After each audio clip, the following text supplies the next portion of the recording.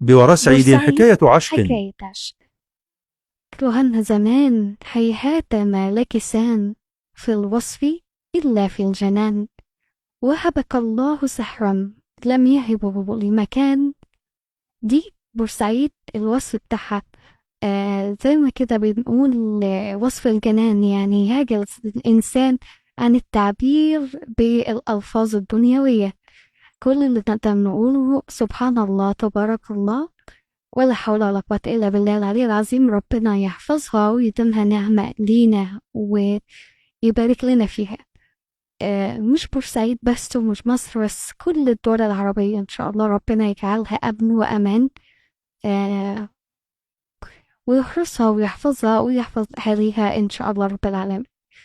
السحر والجمال ده كانوا زمان برضو بيقولوا